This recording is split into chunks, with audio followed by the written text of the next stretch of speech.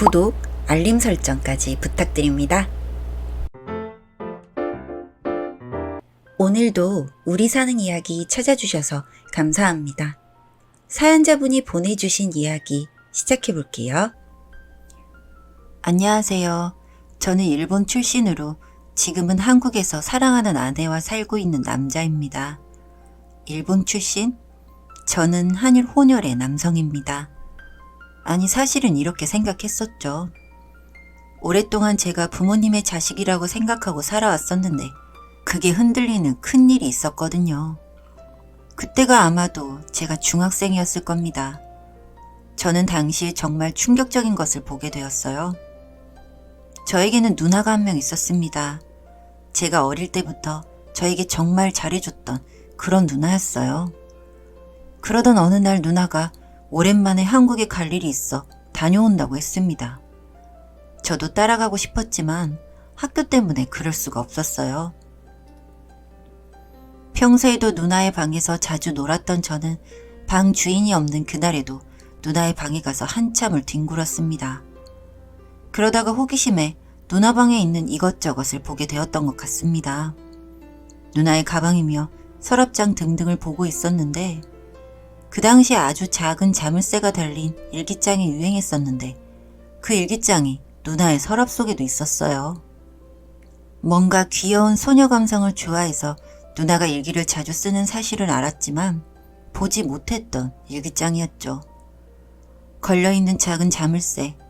하지만 어디에도 열쇠는 보이지 않았습니다. 이대로 포기할 것인가 했지만 아직은 어린 남자의 호기심은 그걸 강제로 열어서 보기로 결심을 해버렸습니다. 너무 궁금했으니까요. 그렇게 도구를 이용해서 누나의 일기장을 펼쳐보게 되었고 저는 그곳에서 정말 충격적인 내용을 보고야 말았습니다. 그곳에는 누나가 적어놓은 일기가 있었는데 아이를 임신한 내용과 아이를 낳기 싫다는 내용. 하지만 결국에는 그 아이를 낳게 되었다는 이야기들이 빼곡히 적혀 있었습니다. 그런데 그 어디에도 그 아이에 대한 이야기는 한 줄도 없었습니다.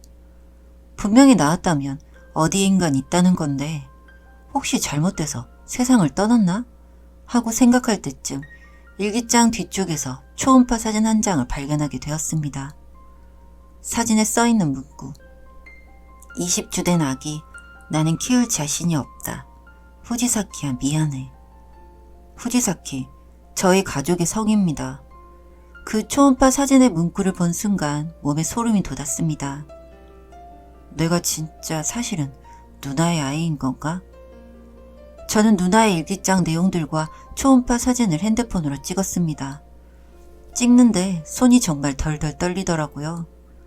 내가 지금까지 믿고 있었던 내 부모님은 앞으로 할머니, 할아버지라고 불러야 하는지, 그리고 내 친아빠는 누구이고 어디에 계실지, 그리고 누나, 아니 엄마는 왜 나의 누나인 척을 하는 건지 확실하지 않은 내용이지만 느낌이란 게 말해주더군요.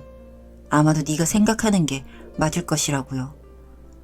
한 달의 시간 후에 누나가 다시 일본에 돌아왔습니다. 네가 좋아할 것 같아서 사왔어. 라면서 한국의 음식들과 물건들을 주면서 정말 이제 누가 보면 엄마라고 해도 과언이 아닐 정도로 저에게 대해주는 누나의 행동을 보면서 복잡한 마음이었습니다. 누나가 진짜 내 엄마인 거야? 누나에게 당장이라도 왜 저의 엄마인 것을 숨겼는지, 그리고 무엇이 진실인지 묻고 싶었어요.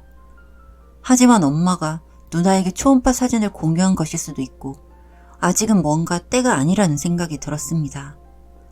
저는 제가 누나의 아들이라는 생각이 들 만한 정보들을 더 구하기 시작했습니다. 누나가 집을 비울 때마다 저는 조용히 누나의 방들을 뒤지기 시작했어요. 대체 무슨 진실이 있는 걸지, 그리고 진짜 내 엄마라면 누나는 왜 숨기는 거지? 누나의 방을 뒤지는 중 묵직한 담요들이 가득 담긴 바구니 하나가 보였습니다. 무슨 담요들이 이렇게 많아? 여자들은 담요나 털 슬리퍼를 진짜 많이 모으는 것 같다고 생각하며 누나 담요들을 하나둘씩 보고 있는데 둘둘 말린 담요가 풀리면서 그 사이에서 작고 예쁜 수첩 하나가 툭 떨어졌어요. 산모 수첩. 너무 충격이었습니다. 왜 누나가 이걸 갖고 있고 왜 이걸 꽁꽁 숨기고 있나 하는 생각에 펴본 내용은 더 충격적이었습니다. 엄마가 얘기해 주신 저의 어렸을 때 얘기와 꼭 맞물려 겹쳐지는 산모수첩의 내용들. 정말 풀리지 않았던 수수께끼가 다 풀리게 되었던 것 같습니다. 여기에 어릴 때부터 누나가 엄마보다 더 과하게 저에게 잘해줬던 이유, 누나가 저를 키울 자신이 없다고 적힌 초음파 사진을 갖고 있었던 이유 등등. 그리고 조금의 화도 났습니다. 제가 혹시 누나의 아들이 될 수밖에 없었다면 절 포기했다는 게 되는 거니까요.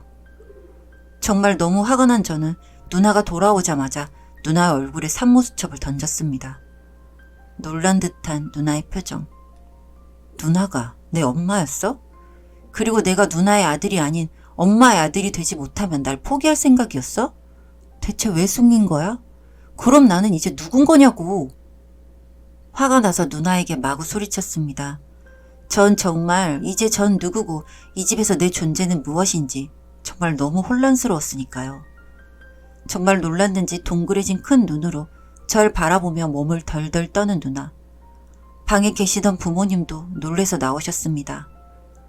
저는 몸을 덜덜 떠는 누나를 바라보면서 부모님께 말했습니다. 왜 저를 엄마 아빠 자식으로 한 거예요? 저는 누나의 아들인데. 아니, 할머니 할아버지. 부모님을 할머니 할아버지라고 부른 다음에 돌아보니 누나의 표정도 그리고 부모님의 표정도 정말이지 놀라고 굳은 표정이었습니다. 마치 제가 이 모든 진실을 알게 될지는 몰랐다는 표정이었죠. 그리고 언젠가는 진실을 말해주려고 했다는 부모님과 누나의 외침들까지. 하지만 저는 이 집에서 무슨 존재이고 저를 포기하려 했다는 누나에게 너무 화가 났습니다. 진실이 뭔지도 알고 싶지 않았고 절 버리려 했다는 점에 너무 화가 나서 저는 당황해하는 가족들의 표정을 뒤로 한 채 집을 나와버렸습니다. 유난히도 치웠던 날이었지만 절대 집에 들어가기 싫었습니다. 처음에는 친구들의 집을 전전했죠. 하지만 며칠씩 있다 보니 그것도 눈치가 보였고 점점 있을수록 사람들이 저를 엄마가 사실은 누나인 아이라고 속삭이는 것 같은 느낌이 들어서 집을 나오고야 말았습니다. 저는 그저 집안 사정 때문에 며칠 머무르는 거라 말을 했지만 전 왜인지 내 비밀을 모두가 알아버린 기분이 들었고 점점 그게 스트레스인 저는 친구들의 집에 더 있을 수가 없었어요.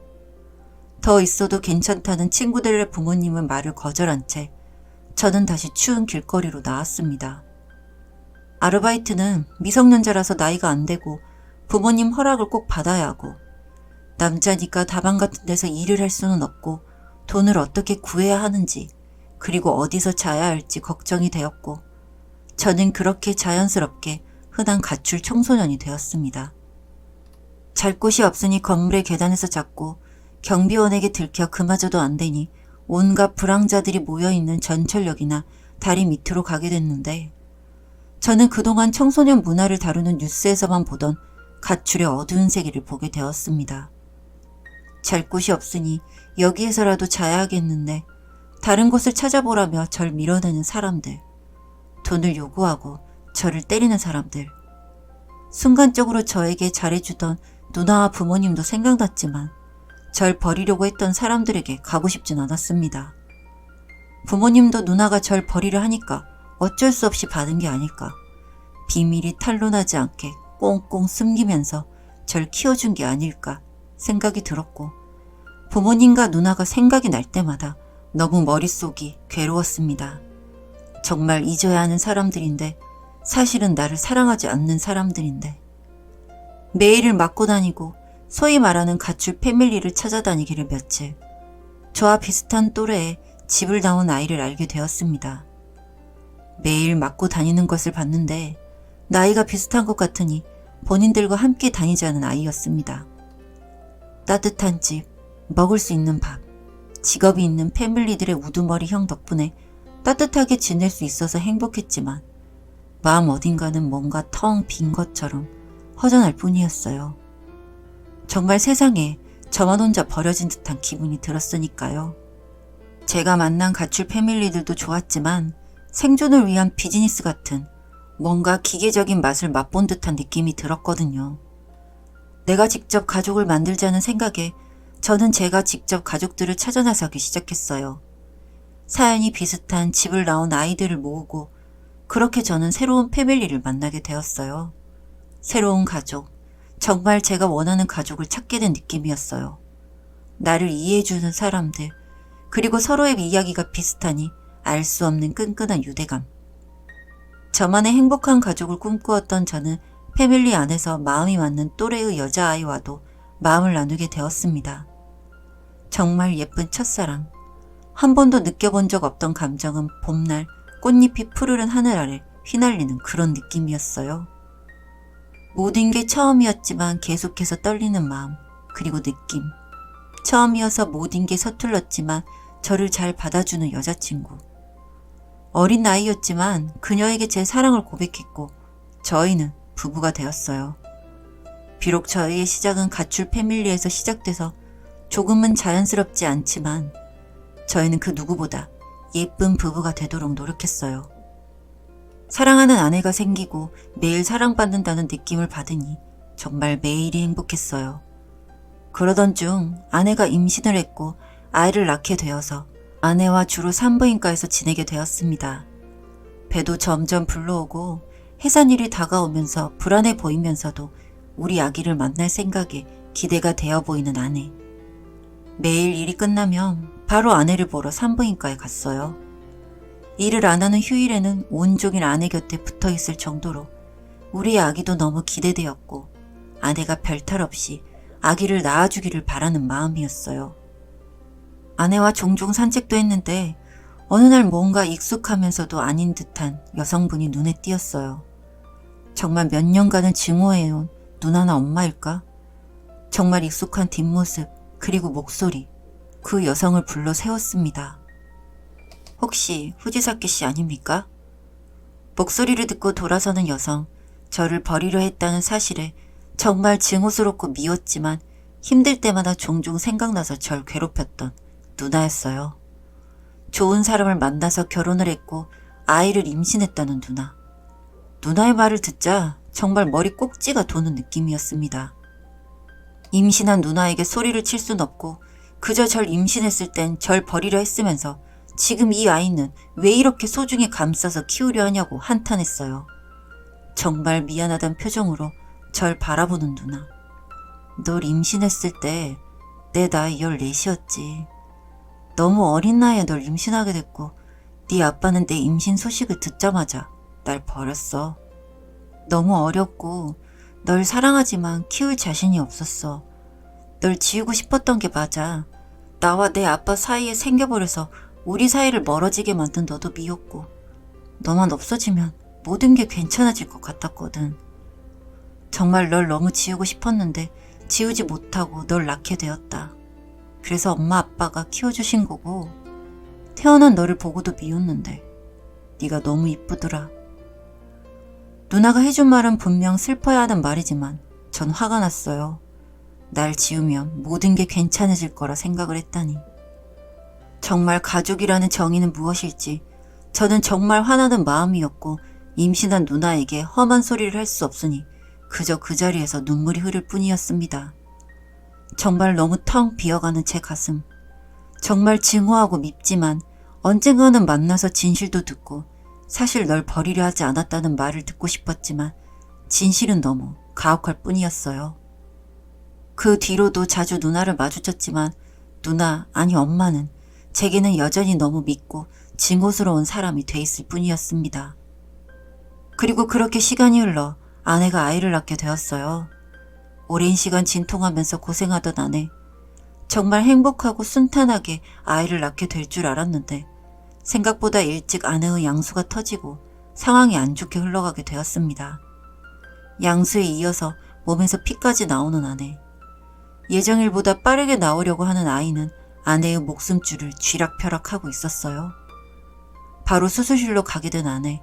우리 아이는 안전할지, 그리고 아내도 안전할지. 제발 아내랑 아이 다 안전하길. 하지만 피가 멈추지 않았던 아내. 아내와 아이 다 위험할 수 있다는 말은 제 정신을 강하게 흔들었어요.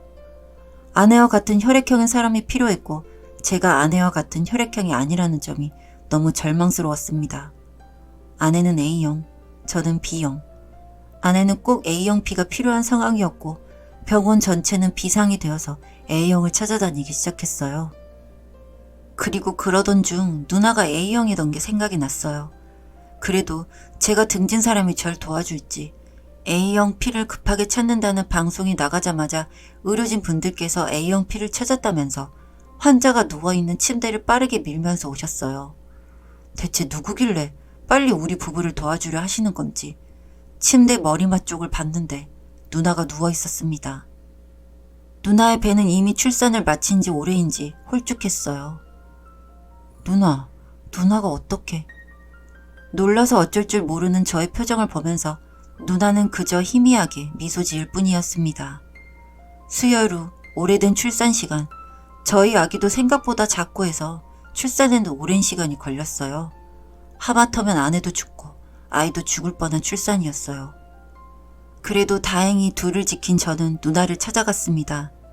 저를 버린 거라 생각하고 정말 미웠는데 가출했지만 그래도 한 번쯤은 찾아볼 줄 알았고 다시 만나게 되었지만 제가 버렸는데 어떻게 이렇게 큰 도움을 줄 수 있는지 누나에게 고마웠습니다. 원래 엄마는 자식한테 뭐든 해주고 싶은 거야. 그리고 네가 집을 나간 다음에 널 다시 보게 되면 꼭 엄마로서의 제대로 된 행동을 해주고 싶었어. 누나로서가 아닌. 정말 생각하지도 못했던 누나의 엄마로서의 마음. 저는 어쩌면 절 버리려 했지만 그래도 저를 사랑해준 엄마의 마음을 버리려 했다는 이유 하나만으로 배신하고 멀리했던 것은 아닌지. 가출을 해서 살았던 세월들, 그리고 제 자신을 계속해서 부정하려 했던 지난 세월들이 정말 원망스러웠고 누나에게 정말 미안하다는 생각이 들었습니다. 엄마가 날 버렸다고 생각해서 정말 원망스럽고 미웠는데 한 번쯤 찾아와 줄 줄 알았는데 엄마가 누나가 되어서 내게 엄마같이 해준 모든 행동들을 난 부정하고 미워했어. 정말 미안해. 말없이 따뜻하게 절 안아주는 누나, 아니 엄마. 엄마의 품속에서 온갖 미안한 감정과 함께 사랑도 느낄 수 있었고 복잡한 감정이었어요. 정말 증오했고 미안했던 엄마에 대한 마음은 품의 온기 속에서 겨울눈 녹듯 사라졌습니다. 그리고 저는 그날 이후로 모든 것을 용서하고 한국으로 왔습니다. 새로운 삶을 시작한 엄마의 삶에 누가 되고 싶지 않았습니다. 그리고 그런 제 마음을 엄마도 받아들여줬고 그렇게 서로가 세상을 떠나기 전에는 마주하지 말자고 이야기했습니다. 부디 나의 엄마가 행복해지길 바라봅니다. 그리고 남은 제 삶도 행복하길 바라고요. 그리고 다시 마주하는 날이 최대한 늦게 오길 바라봅니다. 사연은 여기까지였고요. 우리 사는 이야기 시청해주셔서 감사합니다.